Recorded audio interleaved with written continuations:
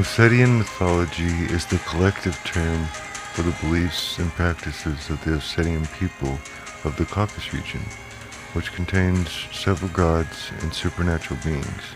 The region itself is believed to be of Samaritan origin, but contains many other elements of Christianity, and the Ossetian gods are often identified as Christian saints or with Christian saints. The gods play a role in the famous stories of the race of semi-divine heroes called the Narts. The Narts sagas are a series of tales originating from the North Caucasus. They form much of the basic mythology of the tribes in this area. Some motifs in the Nart sagas are shared by Greek mythology. The story of Prometheus chained to Mount Kazbek or Mount Elbrus in particular is similar to or element in the Nart sagas. These shared motifs are seen by some as indicative of an earlier proximity of the Caucasian people to the ancient Greeks, also shown in the myth of the Golden Fleece, in which Caucasus is generally accepted to have been part of modern-day Georgia. In the book From Cynthia to Camelot, Arthur C. Scott Littleton and Lydia A. Malcor speculate that many aspects of the Arthurian legends are derived from the Nart sagas. Their proposed vector of transmissions is the Alans, some of whom migrated into northern France at around the same time Arthurian legends were forming. As expected, these parallels are most evident in the Odyssean versions. According to researcher John Clarusso, in subsection Lucius Othoris Castus, for more details.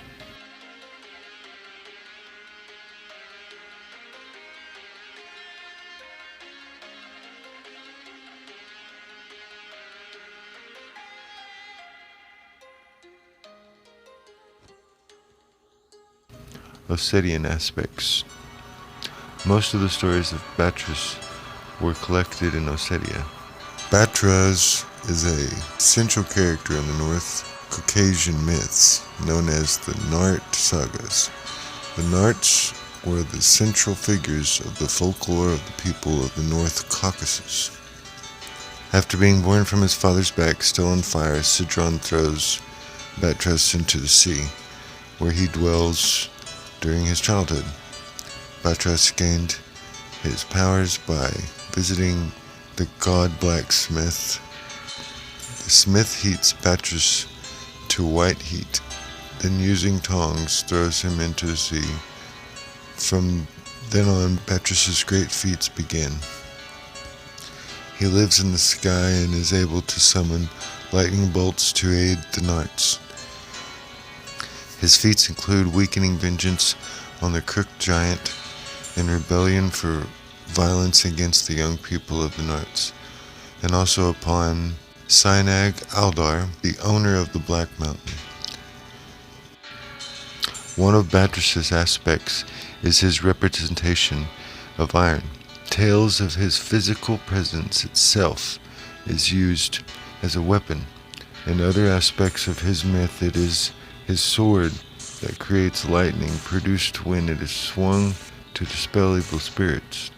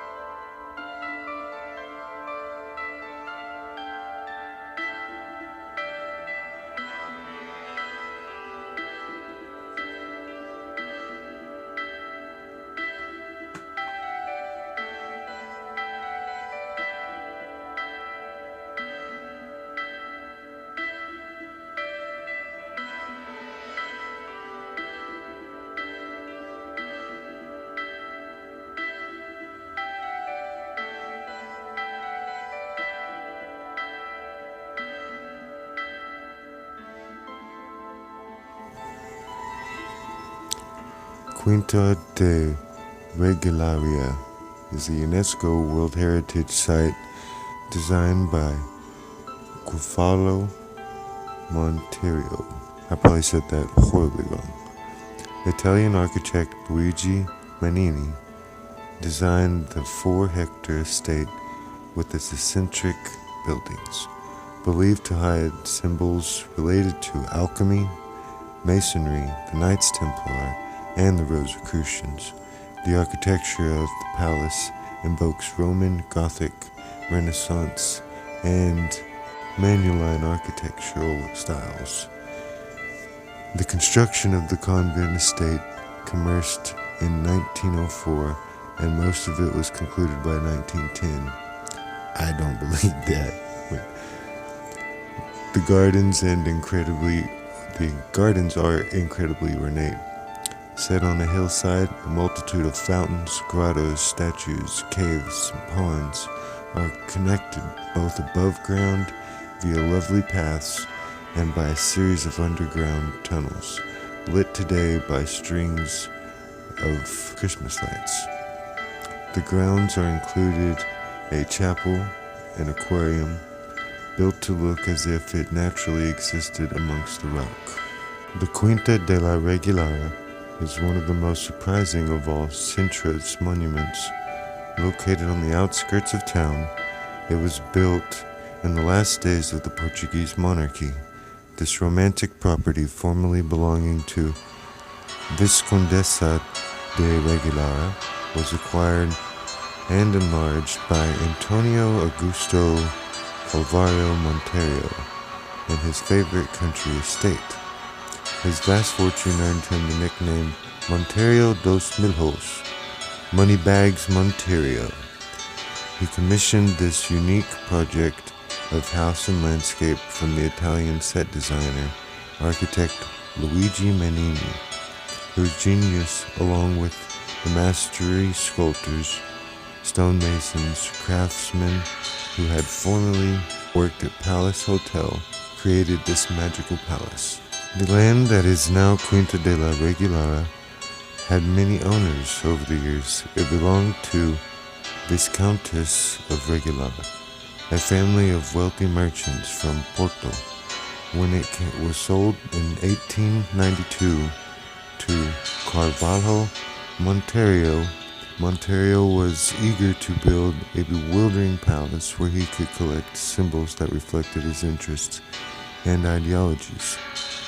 With the assistance of the Italian architect Luigi, he recreated the 4-hectare estate.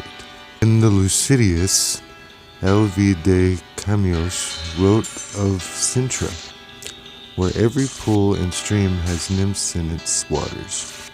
Indeed, there is a definite air of the otherworldly in the quaint little village, apparent even if one is not best familiar with its history. High upon the Sierra, its boarding fairy tale castles, its numerous magnificent places and pastel-hued country villas are architectural in their mystic storybook presence, surrounded by equally moody and magical nature. Mountains with lush and dewy forested valleys stern with giant boulders of rocks. Exotic species of flora and fauna, botanical gardens of winding pathways and hillsides.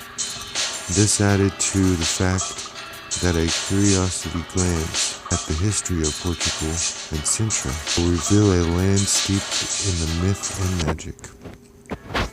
The larger area of Sintra, meaning roughly the area of Sintra Villa in the Sierras, to the coast of Cabo de Roca, where westernmost edge of European continent, has been inhabited since prehistoric times.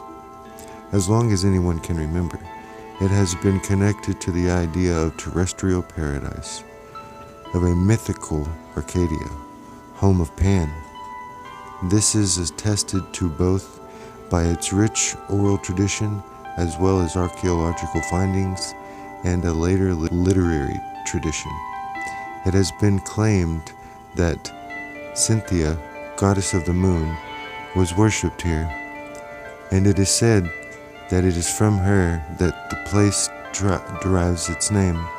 From Cynthia comes Sintra, Sintra connecting to the place strongly with the goddess. Another claim that Sin is a Hebrew word for moon, and Tra is a word referring to tripartite goddess, while another theory purports that the name is derived from Sontria, the first syllable of which is the Indo-European root word for the sun. Whatever might be the truth behind these etymological theories, it is undeniable that the locality is strongly linked to the dual divinities of the sun and the moon, as well as the sea, all of which are interconnected. Mythical sea creatures, tritons, monsters, and mermaids prevail in these tales and history of the area since prehistorical times. In fact, so well were the tales of sea gods established that at the time of Tiberius Caesar, a local delegation traveled to Rome to inform the emperor of their existence. These links to ancient divinities of the sky and the sea abound in the landscape of Sintra, alive even to this day in folklore, literature, art, and architectural design.